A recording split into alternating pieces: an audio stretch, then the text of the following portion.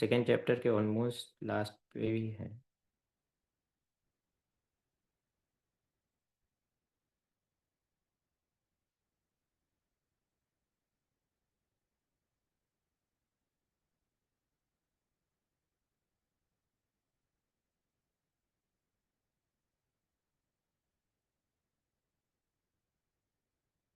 हाँ सर जी, हम गोत्र कर्म का थोड़ा आई थिंक डिस्कस कर रहे थे और फिर बस हम ऑलमोस्ट ये चैप्टर खत्म ही हो गया था हमारा।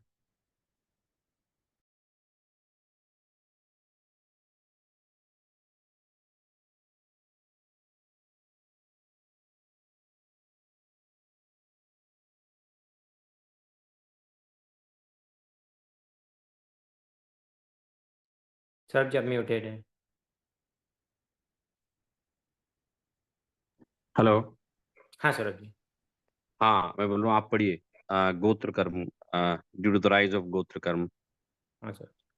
Jiva's condition due to rise of Gotra karma, status determining karma. Due to rise of Gotra karma, birth in high or low caste is caused.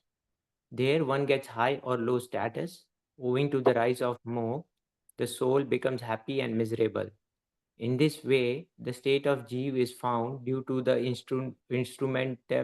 instrumentality due to the rise of Gati and Agati karmas. O Bhavya Jeev, O capable soul, you should think deeply in your inner heart and see whether it is so only or not.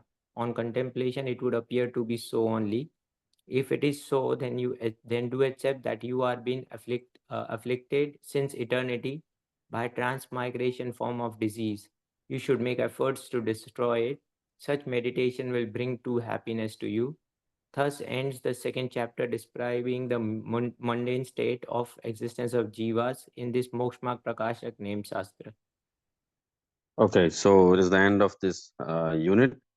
Gotra karma uday jannavastha. Due to the rise of Gotra karma, birth in high or low caste is caused. There is one gets high or low status owing to the rise of moha. The soul becomes happy and miserable. गोत्र कर्म के कारण उच्च और नीच कुल में उत्पन्न होता है। वहां अपनी अधिकता हीनता जो प्राप्त होता है तो मोह के उदय से सुखी दुखी होता है। तो हमने सब जगह एक बात कॉमन देखी कि ये जीव उच्च नीच गोत्र के कारण नहीं होता है, मोह के कारण दुखी होता है। फिर भी उन्होंने बताया कि भाई कोई नीची जाति में पैदा हुआ, नीचे कुल में, नीचे आचरण वालों के यहाँ, तो उसके पीछे कुछ ना कुछ तो कारण होगा। तो उन्होंने बताया कि भाई गोत्र कर्म कारण है। दो प्रकार का गोत्र कर्म होता है, इट्स वेल नोन। उच्च गोत्र और नीच गोत्र। इस प्रकार से उन्होंने बताया कि in this way the state of the jiva is found due to the instrumentality of aghati karma. अघाती कर्मों की बात चली। इन दिस वे। स्वामी जी, जी बताइए। यहाँ प्रश्न है, ये जो गोत्र कर्म है, यानी कैसे कुल में या कास्ट में पैदा होता है?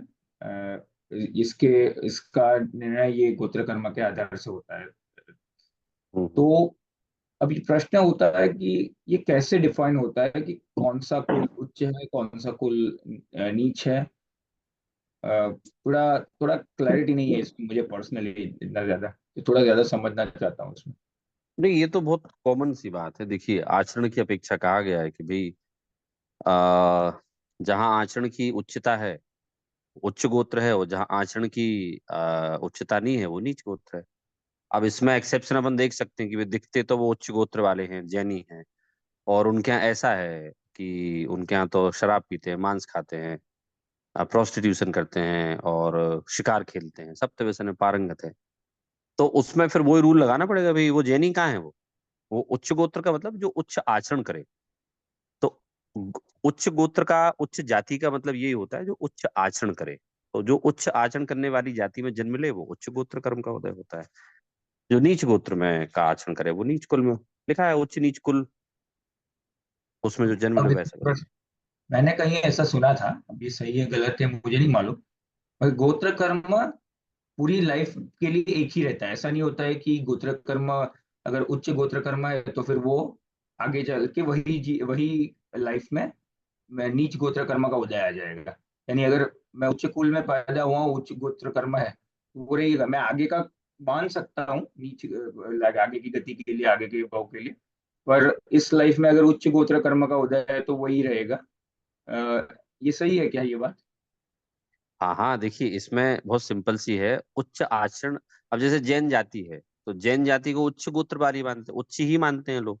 अब जैन में किसी ने जन्म लिया है, तो क्या बोलेंगे कि भाई वो उच्च गोत्र में जन्म लिया है, तो जैन है, ब्राह्मण है, ठाकुर है, अब ये लोग भी ऐसे हो गए हैं।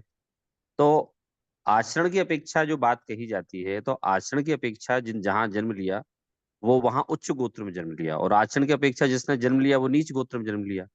अब इसमें आपने जो कहा वो कैसे सुना, आपने किस रेफरेंस में सुना, वो बता देता हूँ मैं आपको। कि जैसे कोई आदिवासी है जो नीच गोत्र वाला है, तो वो आ, मान लीजिए वो जैन हो गया, ठीक है।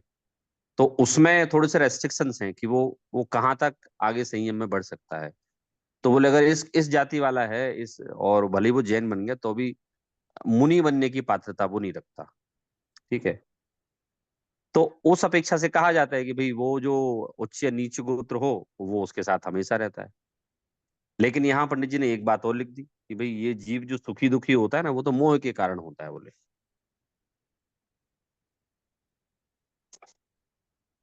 मगर सौरभ जी, तो इसमें कुछ कॉम्बिनेशंस बनते हैं। जैसे हम्म।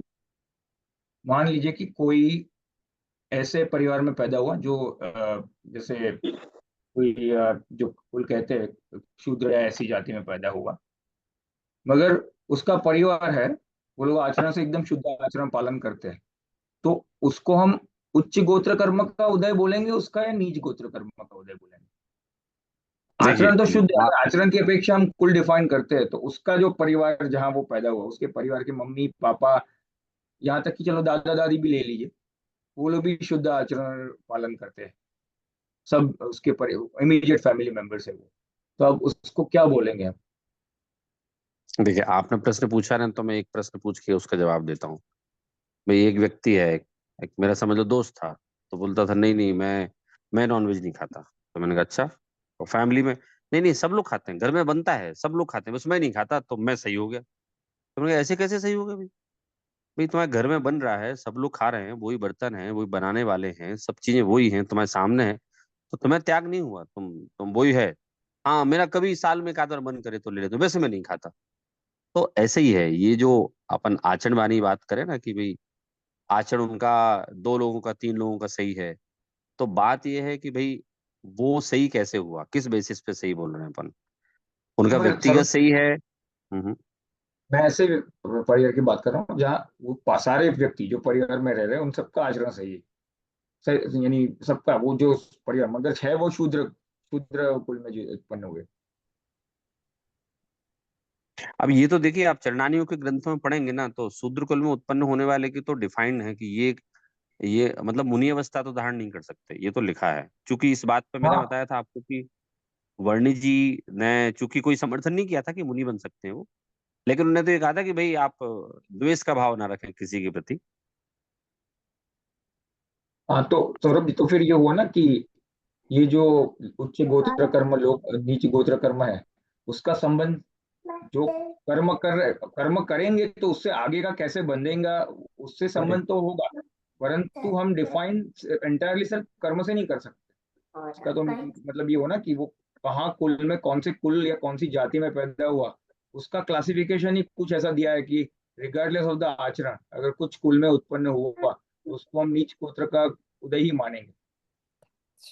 हाँ देखिए कह सकते हैं, अब जैसे ऐसे देखें ना, तो अभी अपन ये जैनियों के एक्सेप्शनल तो अभी देखने में आ रहे हैं। अभी जैसे किसी ने मुझे बताया कि बोले वो गोवा गया होगा, तो मैं भी गोवा गया था, तो मैं तो कॉन्फ्रेंस, बिजनेस कॉन्फ्रेंस में गया था। तो मैं तो अपना भोजन ले जाता हूँ, तो किसी ने मुझे बताया सौरभ जी आप करोड़ों में एक जैनी है, करोड़ों में। मैंने क्यों, हमारे यहाँ तो जैनी ऐसे ही होते हैं सारे, मैं अकेला थोड़ी ऐसा हूँ, हमारे यहाँ तो सब ऐसे ही होते हैं, सब लोग अपना झोला लेके घूमते हैं। बोले सौरभ जी यहाँ आपको मैं सिचुएशन बताता हूँ, वो वाली 5 स्टार होटल है वहाँ, पंजाबियों ने ये कहना चालू कर दी कि साहब हम लोग अब हम वीगन हो गए हैं, हम ये अब हम ना मांस खाएंगे, ना हम तो दूध तक नहीं पियेंगे। लेकिन आपको मैं बताऊं, उस रेस्टोरेंट में, यहाँ का जो फेमस रेस्टोरेंट है नॉनवेज का, उसमें आपके 40% जैन मिलेंगे आपको वहाँ। मैंने कहा मुझे नहीं पता, बाकी मैं तो जिन लोगों के मेरे आसपास लोग हैं, वो सब लोग तो मेरे ऐसे ही हैं जो अपना झोला लेके घूमते हैं, अपना थैला लेके घूमते हैं, और वो तो मतलब जैनियों में भी और पक्के जैनी हैं। मैंने कहा वो तो 16 वाले हैं। तो ऐसा ही है कि जनरली अपन जनरलाइज देखो तो भाई जैन को उच्च मानी जाता था, आज भी माना जाता है आचरण से, हर चीज से। तो वो एक जनरल डेफिनेशन तो यही है। अब वो केवल नाम का जैन हो, अब उनके घर में तो सामूहिक मांस आता हो, सामूहिक दारू आती हो, सामूहिक सारे चलो, व्यसनों का मगर खुल्लस हो जाए। एक्सेप्शन तो मैं चतुर्थ काल में और उसके पहले भी बता सकता हूँ। शास्त्रों में बहुत सारे उदाहरण हैं।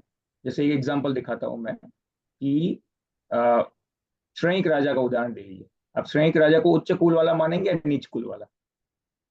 अब वो तो बौद्ध थे, सुनो, बौद्ध थे, और बौद्ध में क्षत्रिय थे एक्चुअली वो, नहीं नहीं, क्षणिक वो तो राजा ठीक तो। है। तो उसको उच्च कुल वाले मानेंगे या नीच कुल वाले मानेंगे? क्या मानेंगे उनको पहले, अभी आप क्लासिफाई देखिए, क्या करें? क्षत्रिय थे तो ऐसा कोई आचरण तो अपन को नहीं मिला कि जिसके कारण से अपन उनको नीच कुल वाला माने। मैं तो बताता हूँ आपको, उनको मिला है ऐसा आचरण। बताइए शास्त्र में जैसे। बताता हूँ। जैसे जब यशोधर मुनि राज पे उन्होंने उपसर्ग किया ना, उन्होंने क्या हम्म किया था उसके पहले? शिकारी कुत्ते छोड़ दिए थे उन पे। हम्म अब शिकारी कुत्ते उन्होंने पाल के रखे थे। तो उन्होंने क्यों पाल के रखे थे? शिकार नहीं करते होंगे ये तो हम नहीं कह सकते, शिकारी कुत्ते थे ही। हम्म। तो उनका आचरण उस वक्त तो वो क्षत्रिय कुल तो था, पर कैसा था? नहीं, शिकारी कुत्ते का, अब चूंकि मैंने पढ़ा नहीं, लेकिन फिर में जो क्लैरिफिकेशन जो मुझे कहीं पकड़ में आया वो बता रहा हूँ मैं। क्या होता था, ये राजा लोग पहले हाथी पकड़ने जाते थे, हाथी थे, घोड़े थे, ये लोग पकड़ने जाते थे जंगल में। तो ये विभिन्न प्रकार के उपाय अपनाते थे, जैसे हाथी को पकड़ने के लिए एक नकली हथनी बनाते थे, वो गड्ढा खोदते थे। तो उसी तरह से ये कुत्ते भी जो थे ना, ये घोड़े या हाथी को घेरने के लिए होंगे, ऐसा हो सकता है। सर्व भी, मगर देखिए वो कैसे कुत्ते थे कि जिसने एक व्यक्ति पे भी आक्रमण किया। यानी आप सोचिए कि वो मांसाहारी कुत्ते तक भी थे, क्योंकि वो लोग उन्होंने मुनि तक, जब मुनि पे छोड़ दिया तो मुनि तक भी आक्रमण करने पहले पहुंच गए, फिर मुनि के नजदीक जाके वो बैठ गए, वो अलग बात है। पर आप सोचिए कि ऐसे कुत्ते तक वो रखते थे। ये राजा राजा थे। और राजा थे तो और क्या करते होंगे वो तो मुझे नहीं मालूम, मैं ज्यादा नहीं मालूम, मगर एक ये उदाहरण है। और एक उदाहरण है कि जहाँ पे एक राजा था जिसने राज आज्ञा दी रखी थी कि किसी को भी मांस नहीं खाना है पूरे नगर में। अपने परिवार की तो बात छोड़ो, पूरे नगर में नहीं खाना है, पूरे राज्य में नहीं खाना है। और फिर उसके ही बेटे ने हाँ मांस हाँ, पकाकर वो खा दिया। नरभक्षी हो गया था वो।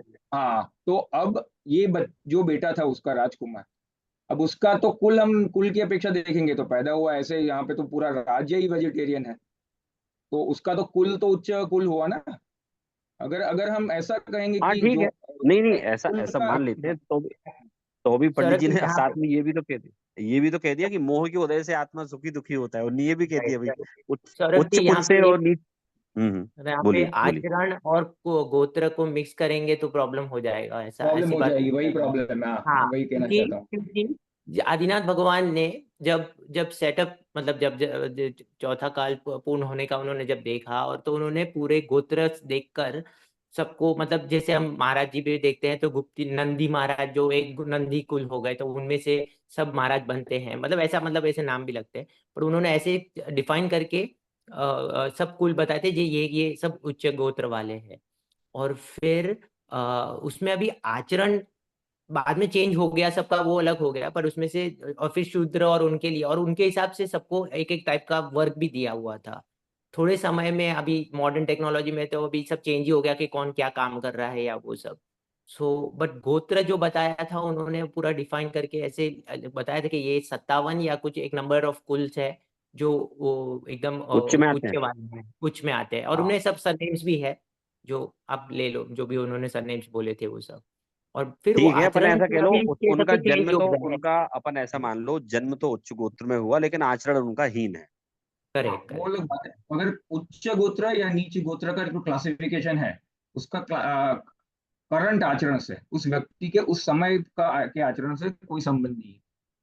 हाँ ठीक हाँ, है, वो जो अलग उच्च है, गोत्र बात है कि हमारे अलग। ग्रंथों में डिफाइंड है, अपन उनको कंसीडर कर लेते हैं कि भाई जो जो डिफाइंड है उच्च गोत्र ऑलरेडी, तो वो उच्च गोत्र में जन्म ले लिया, लेकिन उसका आचरण नीच गोत्र वालों जैसा है, हो सकता नीच है। कुल जैसा है। हाँ, हाँ, वो वो हो हो सकता है। सकता है। हाँ, फिर वो आगे, फिर उसकी वजह से वो नीच गोत्र कर्म बांधेगा, वो अलग बात है हाँ कि हाँ। हाँ। मगर एक बार जो जो ये गोत्र का जो डेफिनेशन है, उच्च गोत्र या नीच गोत्र, वो तो एक फिक्स्ड करेक्ट परमानेंट करेक्ट। वो क्लासिफिकेशन। आप बॉर्न होते हैं और वो आपको एक आपके कर्म ही है जो आपके साथ जुड़ के आता है और चेंज ही नहीं हो सकता है। भले आपका आचरण भले आप कितना भी हाई लेवल का कर लो कि कुछ भी कर लो या आप मुनि दशा भी कितने ले लिए हो तो but it never changes for that life. और एक बात मैंने ये सुनी थी कि इसमें एक्सेप्शंस है, जैसे तीर्थंकर नाम करने वालों का और उनका भी। और स्पेशली दिस वाज आस्क्ड के वो बौद्ध थे और सैनिक राजा ने फिर भी रानी चेलना से शादी कैसे की जो उच्च गोत्र की थी। नॉर्मली उच्च गोत्र वाले उच्च गोत्र से ही शादी करते हैं। तो राजा सैनिक का भी उसमें यही कहा गया था कि वे उच्च गोत्र के थे, बट उसमें एक एक्सेप्शंस भी लग जाते हैं, फिर आचरण में थोड़े प्रॉब्लम्स होते हैं। और सेकेंड थिंग ये कि उनको तो भी उच्च नहीं नहीं, गोत्र का। राजा सैनिक ने तो छल से किया था ना, उनने देखा कि भाई इनका नियम है, भाई ये जैन कन्या जैन पुरुष से, तो उनने पूरा स्टडी किया, रिसर्च किया कि भाई ये क्या क्या चीज चाहती है एक लड़के में।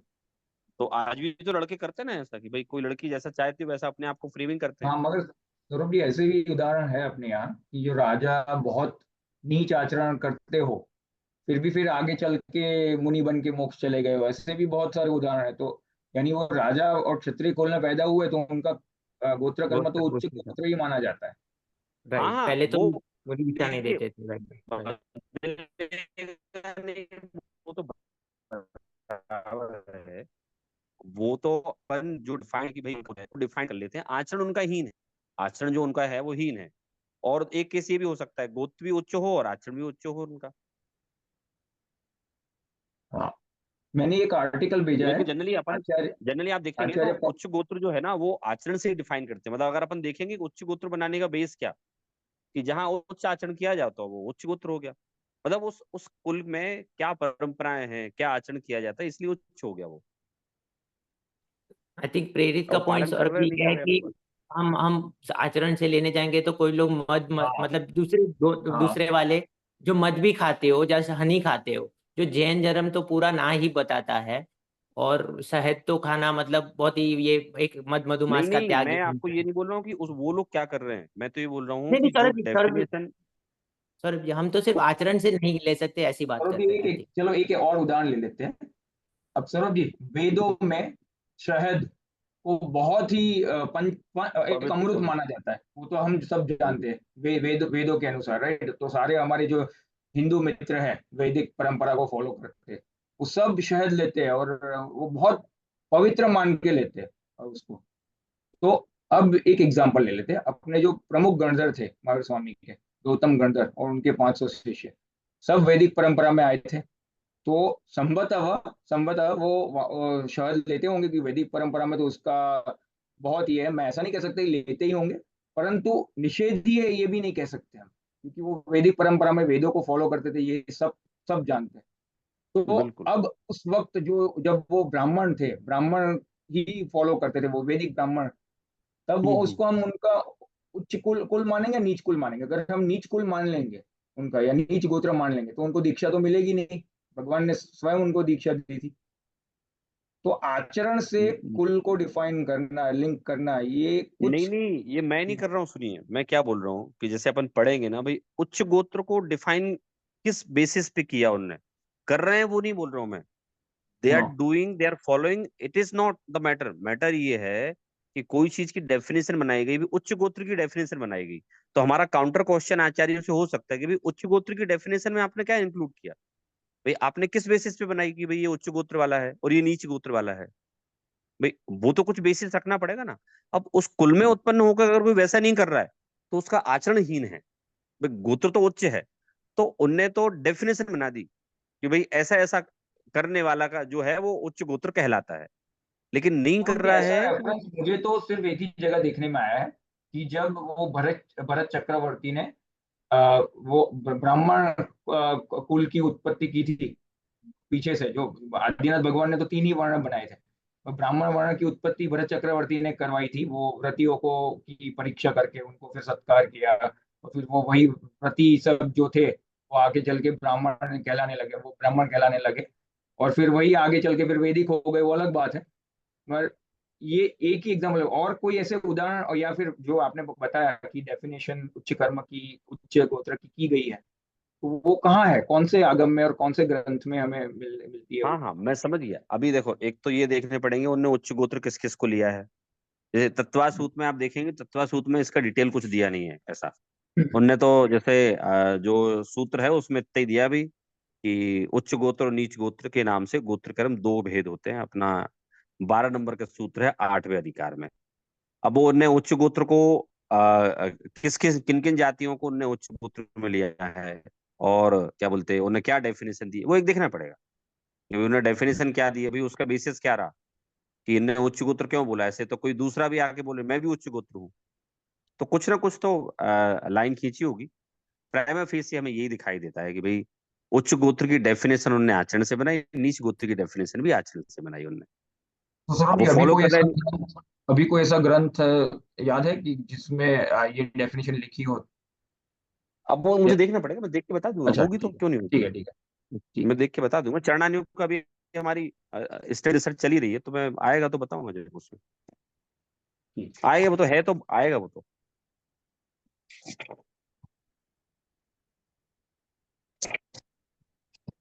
क्योंकि तत्वासूत में तो मैंने देख लिया, तत्वासूत में तो वो इतना ही डिटेल दिया उसके बाद।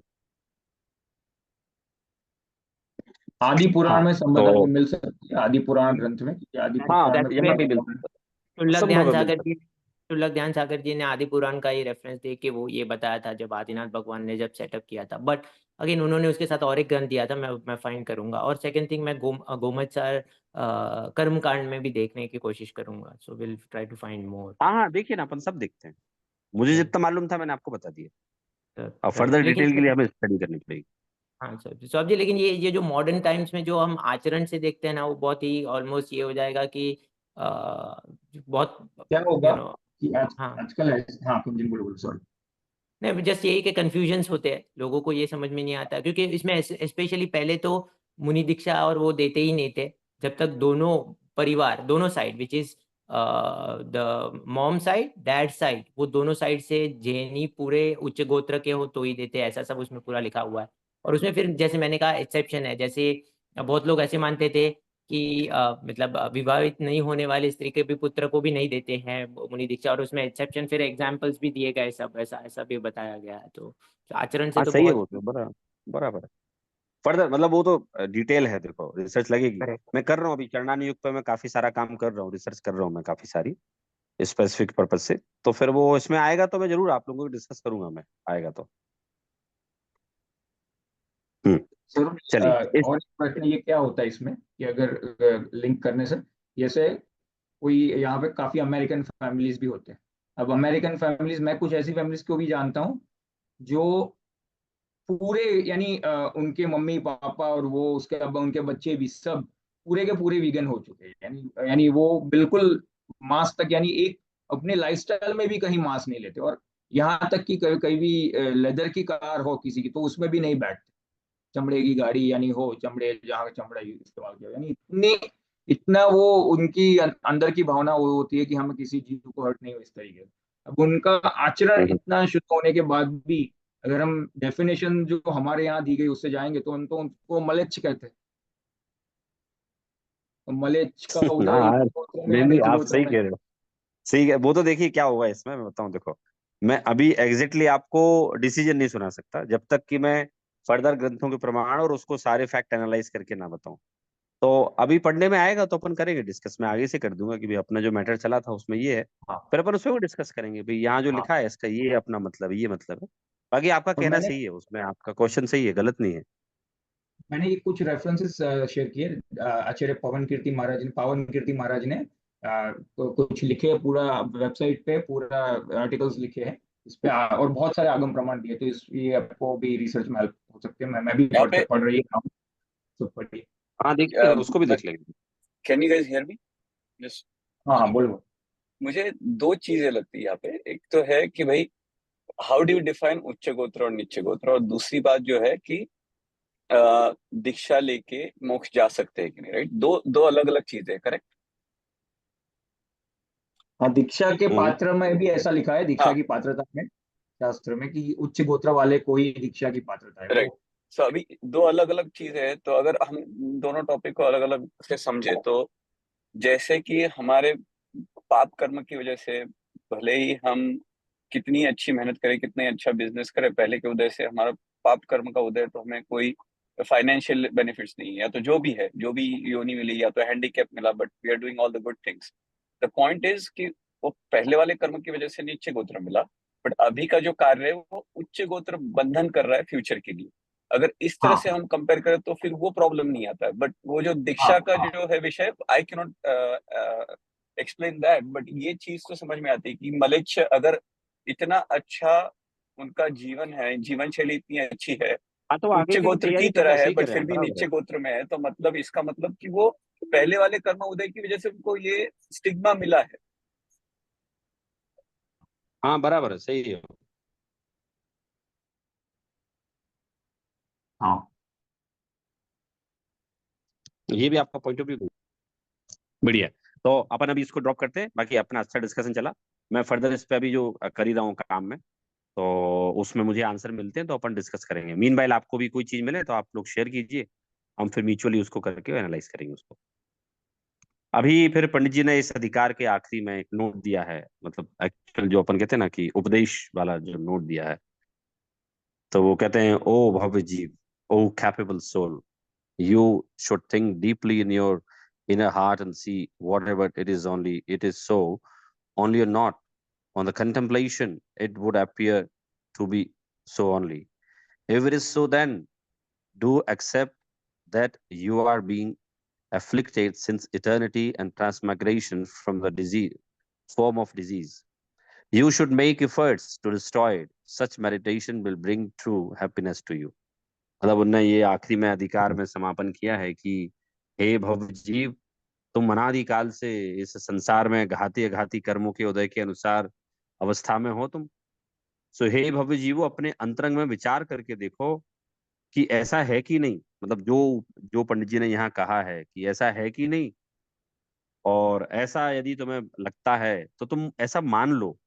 तो क्या मान लो? तो यहाँ लिखा है कि you should make effort to destroy it, such meditation will bring true happiness to you. तो यदि तुम ऐसा मानोगे तो तुम ये मानो कि भाई तुम्हें ये रोग है। जब तक कोई उसे रोग माने ही नहीं तो उसके रोग का उपाय क्यों करेगा, उसके नाश का उपाय क्यों करेगा?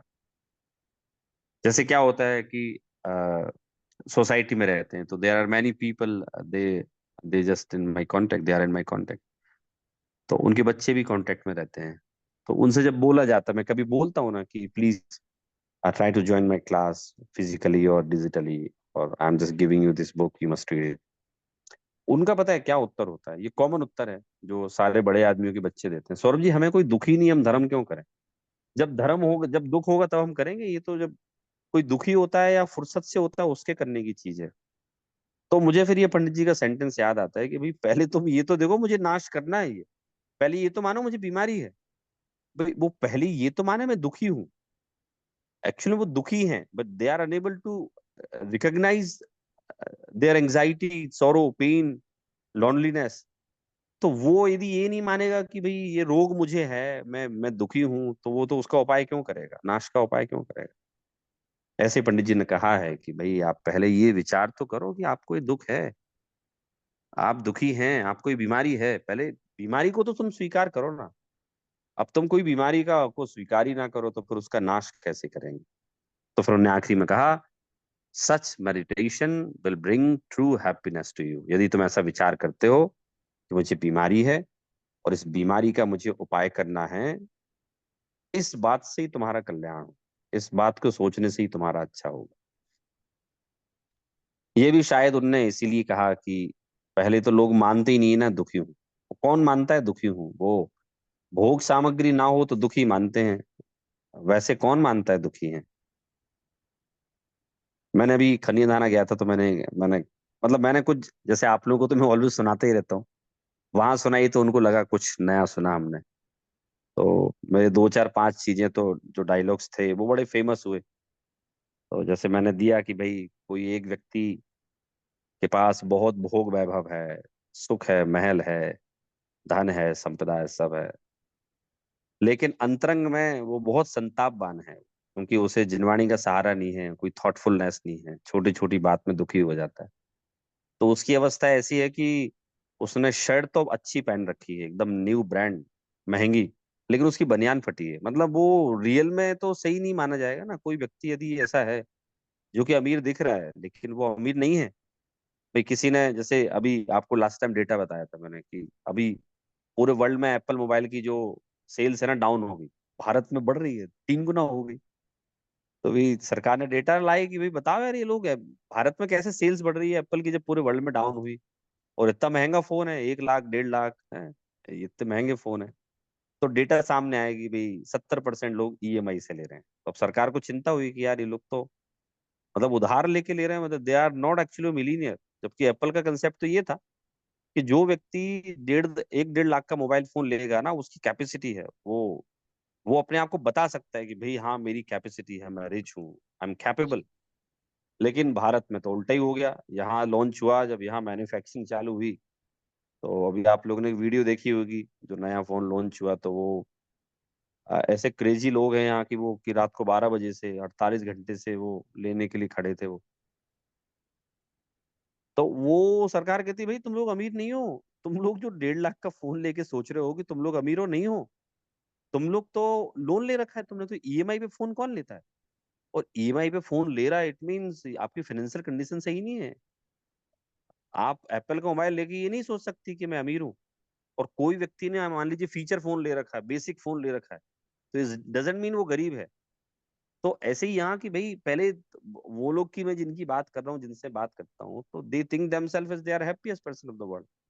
They are joining club. They are just usually they are visiting many countries, many places in India. They are enjoying their life. लेकिन उन्हें पता ही नहीं है, वो तो ये स्वीकार ही नहीं करते कि हम दुखी हैं। तो कहते व्हाई शुड बी स्टडी जिनवाणी और योर बुक। तो पंडित जी ने कहा कि भैया पहले अगर मैंने तुम्हें जो पहले बात कही दूसरे अधिकार में, अगर तुम्हें समझ में आई हो तो तुम ऐसा मान लो कि भाई मुझे संसार में ये रोग पाया जाता है, और जब ये मानोगे कि मुझे रोग है तभी तो उसके नाश का उपाय करेंगे आप। तो जब आप ऐसा विचार करेंगे तो आपका उससे कल्याण हो। ये समझ लीजिए तीसरे अधिकार की तैयारी के रूप में दिया है पंडित जी ने। इस प्रकार से दस ends the second chapter describing the mundane state of the existence of जीव in this मोक्ष मार्ग प्रकाशक named शास्त्र। तो दूसरा अधिकार पूरा हुआ हमारा। तीसरा अधिकार हम लोग स्टार्ट करते हैं। तो इसमें वैद्य का उदाहरण जो है, वो वैद्य का उदाहरण से स्टार्ट किया है। तो जहां इनने खत्म किया है कि पहले रोग है तुम्हें ये मानो, तो रोग की बात यहाँ करते हैं। और ये वैद्य का उदाहरण जो है पंडित जी की स्वयं के क्षोभसम की उपज है। आज भी बड़ा फेमस है ये वैद्य का उदाहरण। आप बहुधा काफी सारे प्रवचनों में लोगों के मुख से डे टू डे लाइफ में आप लोग सुनेंगे। तो चलिए, first of all congratulation, we are gradual, we have completed second unit. however we are just going in a third gradual way or slow pace, but we are consistent। हम लोग consistent हैं, इसलिए हम लोगों ने सेकंड यूनिट भी पूरी कर ली। और we are just passing through the golden time of our life, कि हमें बड़े बड़े ग्रंथों को पढ़ने का मौका मिल रहा है, word by word, 1 to 1 and personal coaching. तो इस तरह से दूसरा अधिकार समाप्त हुआ। Now we are going to start our third unit, जिसका नाम है संसार दुख तथा मोक्ष सुख का निरूपण। बहुत बढ़िया अधिकार है, तीसरा भी चौथा भी बहुत बढ़िया अधिकार है। तो चलिए स्टार्ट करते हैं। प्रीतेश जी आप पढ़िए।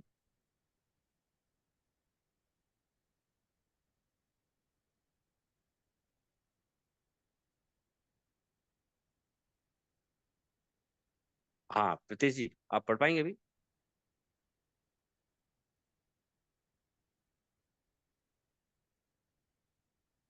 जी सौरभ जी, 1 मिनट। हाँ, 1 मिनट। हाँ बच्चों को क्लास के लिए। Exposition of miseries of mundane existence and bliss of liberation। सो निज भाव सदा सुखद, अपरणी करो प्रकाश, जो बहुविधि दुख दुख निको, करी है सत्ता नाश। सही कहा ना सर? हाँ एकदम सही, हिंदी है ये तो। हाँ। um, second।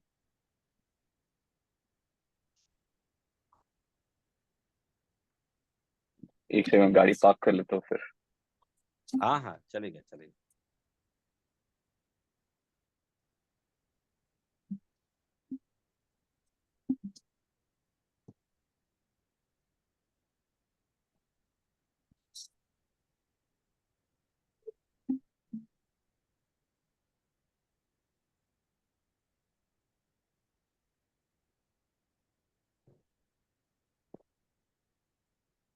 Since the nature of self soul is always blissful, thou ought to emit the light of self, which will destroy the existence of different forms of miseries of mundane existence. Many types of miseries are found in this sansar, mundane existence. These are being narrated here. For if there be happiness in sansar also, why should then we make effort for liberation from sansara? So there are several kinds of miseries in this sansara. So in this sansara, so efforts are to be made for liberation.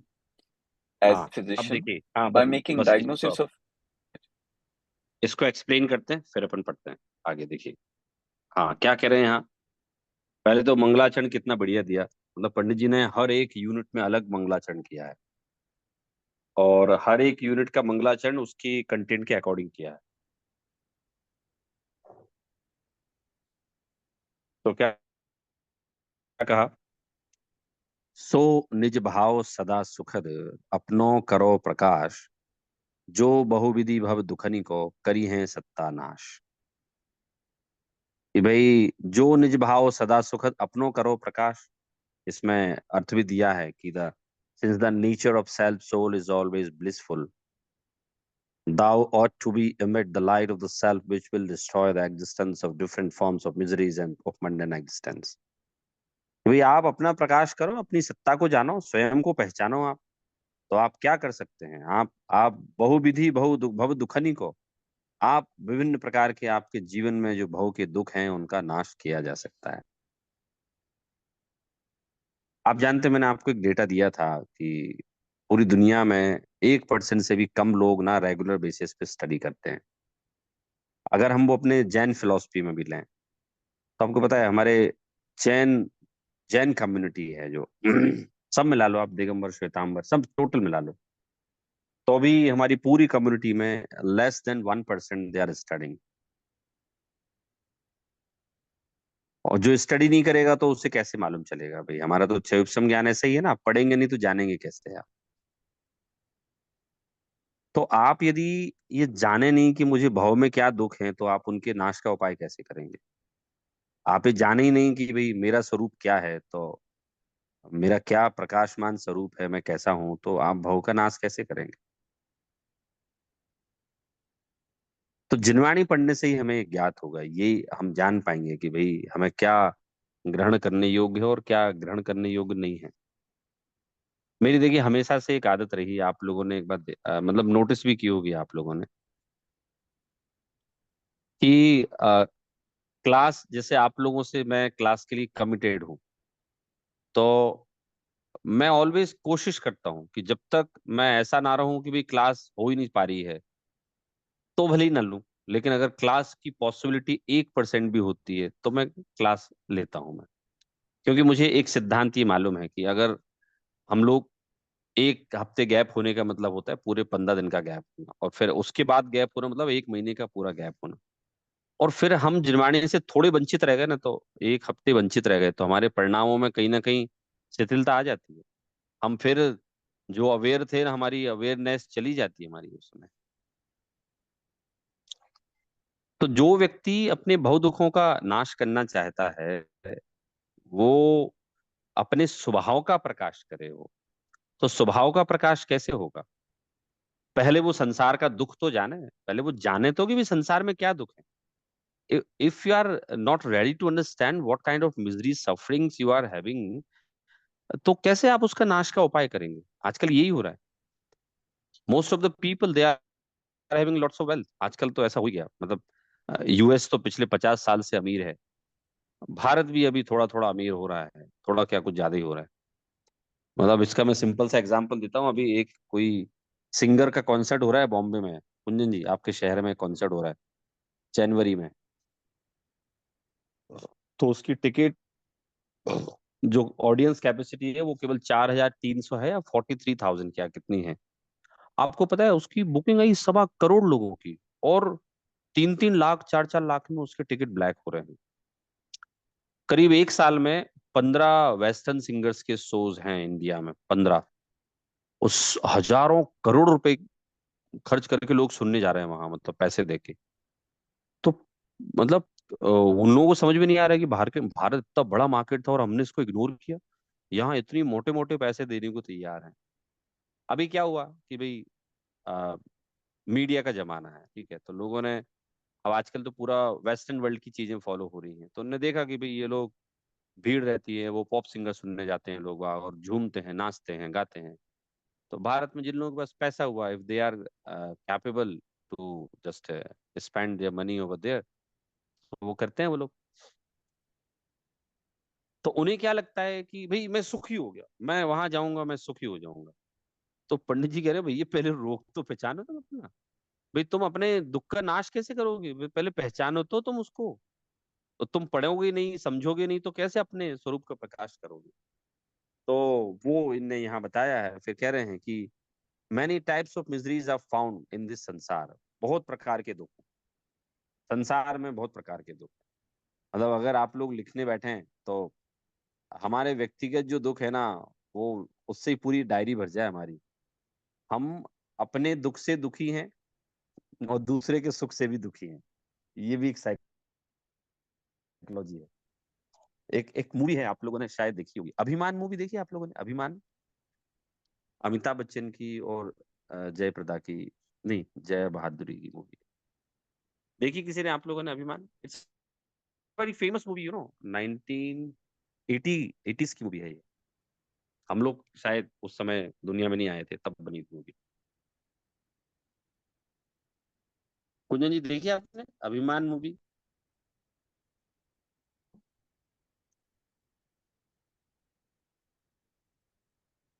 Saurabh ji, जो हाँ अगर, अमिताभ की और बहुत पुरानी movie थी वो, right? हाँ हाँ वही वही वही वही। हाँ सौरभ जी, बहुत पहले देखी है। अरे गाने उसके बड़े फेमस हैं, वो बहुत फेमस हाँ, हैं, आप राइट डालेंगे राइट ना, यूट्यूब पे राइट। डाल नहीं नहीं देंगे सौरभ अभिमान जी, याद मूवी। है और पता है। मतलब अच्छा, ऐसे क्लासिकल अच्छी मूवी है वो। राइट। वो मैंने क्यों बताई आपको कि भी उसमें दुख की बात बता रहे थे ना, यहाँ पंडित जी ने कहा ना कि many types of miseries are found in this संसार, बहुत प्रकार के दुख है। तो वो अभिमान 1980 में बनी थी, लेकिन आजकल तो वैसे दुख बहुत ज्यादा है। उसमें क्या था कि अमिताभ बच्चन और जो उसकी वाइफ थी जय बहादुरी, तो दोनों ही सिंगर थे। तो दोनों सिंगर थे, शादी हो गई इनकी। लेकिन धीरे धीरे क्या हुआ कि उसकी जो वाइफ की सिंगिंग जो थी ना, वो लोगों को थोड़ी अपील ज्यादा करने लगी। कॉन्ट्रैक्ट सारे उसको आने लगे, अमिताभ बच्चन की जगह जय बहादुरी को आने लगे, सम्मान उसको मिलने लगा। तो वो अब इस दुख से दुखी है कि यार मेरे से ज्यादा मेरी वाइफ कैसे फेमस होगी, वो ज्यादा ग्रो कैसे कर रही है। और ये तो आज भी देखा जा रहा है। मतलब अब चूंकि आजकल हस्बैंड वाइफ दोनों ही जॉब में रहते हैं, तो वाइफ को भी प्रॉब्लम हो सकती है कि यार मेरे हस्बैंड की, मैं तो कैपेबिलिटी ज्यादा है, मैं तो ज्यादा पढ़ी लिखी हूँ, ज्यादा डिग्री है, ज्यादा इंटेलिजेंट हूँ, फिर ये आगे कैसे बढ़ गए। उल्टा भी हो सकता है, हस्बैंड को भी होती है। अभिमान मूवी में तो यही बताया। एक केस तो इवन मैंने ऐसा पढ़ा था कि वो उसकी वाइफ को प्रमोट कर दिया, तो वाइफ उसकी बॉस बन गई, उसकी मतलब व्यक्ति की। तो उसे उससे इतनी ईर्ष्या हुई कि यार मैं पढ़ा लिखा था, ज्यादा कैपेबल मैं था, सब था, ये था, फिर क्यों मना दिया। तो उसमें था कि उसने अपनी खुद की वाइफ को ईर्ष्या के कारण से छत से धक्का दे दिया। तो इसमें पंडित जी तो कहते हैं मोक्षमा प्रकाशक में, इसमें आखिरी में कहेंगे कि भैया इसे सब कुछ सहन होता है, दुख सहन नहीं होता है इसको। ये दुख को किसी भी प्रकार से हटाना चाहता है अपनी लाइफ से, दुख हट जाए बस। तो हम वही डिस्कस करने वाले हैं, many types of miseries are found in this samsara, these are being narrated here. अब वो विभिन्न प्रकार के दुख हैं, वो हम उसकी चर्चा करेंगे। तो आप लोग भी शेयर कर सकते हैं, बहुत सारे हो सकता है पंडित जी ने नहीं पहचान पाए हैं। और तो जी यहाँ पे सिर्फ नए एक जमाने चीज में शेयर नए करनी थी कि यूएस में तो इसलिए ऐसा रूल बना है कि husband and wife can not work together in the same division अच्छा। Within. और बहुत लोग में तो एक कंपनी में तो बहुत डिफरेंट है, but at least at again within the company not within the same unit they don't allow them to work. And second thing is even at executive level they are much more stricter. तो उसमें तो ऐसा हो जाता है कि even they have any after even job start हो जाए और फिर भी किसका अफेयर हो या किससे एग्जीक्यूटिव का लेवल पे किसका हो, then they can not work in that company at same time. So just ऐसा ये रूल है, ऐसा है यहाँ पे इसी कारण से। हाँ, तो बढ़िया बना दिया। नहीं तो ईर्ष्या, आपको पता है ईर्ष्या कभी भी ना दूर वाले नहीं करते हैं। ईर्ष्या जो होती है ना, सबसे निकट वालों से ईर्ष्या होती है। निकट वाले को होती है और निकट वालों से होती है। तो राइट, वो तो फैमिली मैंने फ्रेंड्स और वैसे जेलेसी जो देखते हैं। Right right. हाँ 100% ये बिल्कुल होती है। तो हम लोग मतलब लिस्ट बना ले हम लोग। ये बहुत अच्छा अधिकार है। तीसरा चौथा अधिकार जो है ना, एकदम प्रैक्टिकल अधिकार है। सब लोग एंजॉय करेंगे इस अधिकार को। तो इसमें आप लोग एक लिस्ट बना लीजिए कि कौन कौन से दुख होते हैं। हम उस पर भी डिस्कस करेंगे कि भाई वो दुख हैं और उनको कैसे सॉल्व किया जा सकता है। तो पंडित जी यहाँ कह रहे हैं कि साहब, संसार में बहुत प्रकार के दुख हैं। अब हम उसकी बात आपसे करने वाले हैं। बोले फिर आगे कह रहे हैं कि if there is to be happiness in sansar also, why should then be make effort for liberation from sansar. अरे भाई, अगर संसार में भी सुख हो जाए तो फिर हम संसार से मुक्त होने का उपाय किस लिए करें। तो बोले मैं तो आपको बताऊंगा कि भाई जो दुख है संसार में वो कितने प्रकार का है, और हमें स्वीकार भी करना पड़ेगा कि पंडित जी जो बता रहे हैं तो दुख तो है संसार में। इसीलिए बोले मुक्त होने का उपाय करने की हम आपको शिक्षा देंगे कि आपको संसार से मुक्त होना है। हाँ, एक पैराग्राफ और पढ़ते हैं हम लोग। सौरभ जी पढ़िए। As a physician by making diagnosis of disease. As a physician, by making diagnosis of disease and describing its condition, convinces the patient about his disease and thereafter creates interest in him for its treatment. Similarly, here also by making diagnosis of samsara and describing its condition, Acharya convinces the mundane being of his samsara disease and creates interest in him for making efforts to get rid of it. देखिए, वैद्य का example है, प्रत्येष जी से related है। तो मतलब भारतीय पद्धति में कोई अगर इलाज करता है तो उसे वैद्य कहा जाता है, वेस्टर्न में करता है उसे डॉक्टर कहा जाता है। तो ये वाला एग्जाम्पल लिया पंडित जी ने, एकदम प्रैक्टिकल एग्जाम्पल लिया। और मेरे ख्याल से इसलिए लिया होगा कि बीमार तो लोग अनादिकाल से होते ही है ना। मतलब ये हमारा जो शरीर है, तो ये तो औदारिक शरीर है, और औदारिक शरीर का तो स्वभाव होता है क्षारण गलन, बीमार होना, बुखार आना।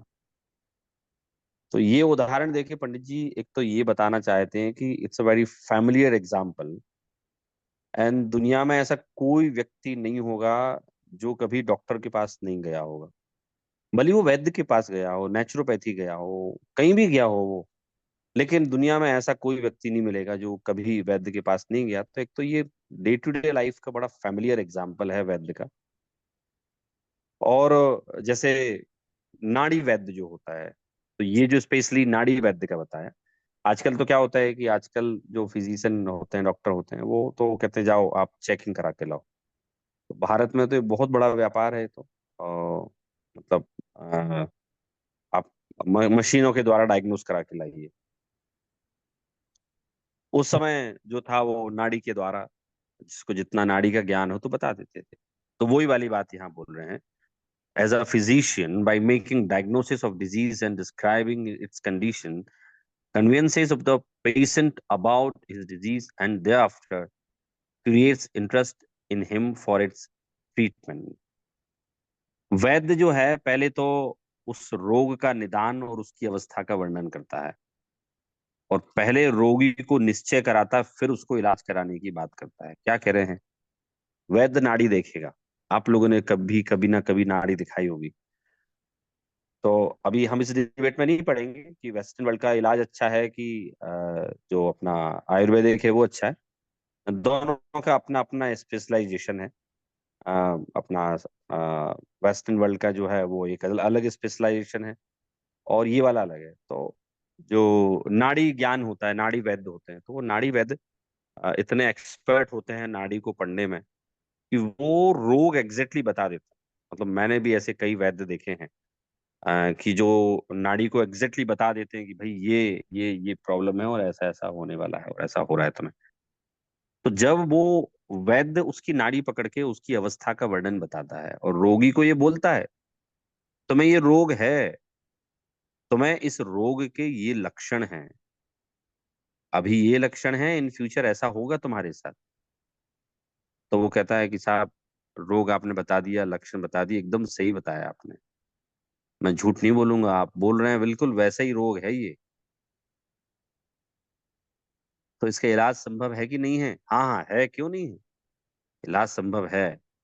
तो पहले तो वैद्य जो है ये बताता है कि तुम रोगी हो, तुम्हें रोग है, इस रोग को तुम्हें दूर करना है, इस रोग के ये लक्षण हैं, और उसकी जब रुचि पैदा हो जाए तो फिर वो उसका इलाज चालू करता है। तो ऐसे कह रहे हैं कि यहाँ पहले आप देखो कि संसार अवस्था में दुख है। लिखा ना, देखिए कि similarly here also by making diagnosis of sansara and describing its condition, Acharya convinces the mundane being of his sansara disease and creates interest in him for making efforts to get rid of it. उसी प्रकार से यहाँ संसार का निधन कि भाई संसार से कैसे छूटे हैं, और उसकी अवस्था का वर्णन करते हैं कि भाई संसार में आप है ना, तो आपको ये प्रॉब्लम है, ये दुख आप फेस कर रहे हैं। तो ऐसे रोगी और रोग का निश्चय कराते हैं और फिर उसका उपाय करने की रुचि करते हैं। So today we have started third unit, और थोड़ा सा हमने पढ़ा भी है, और इसको हम नेक्स्ट टाइम और आगे पढ़ेंगे। अभी हम लोग क्लास एंड करते हैं, जिनवाणी स्तुति लेते हैं।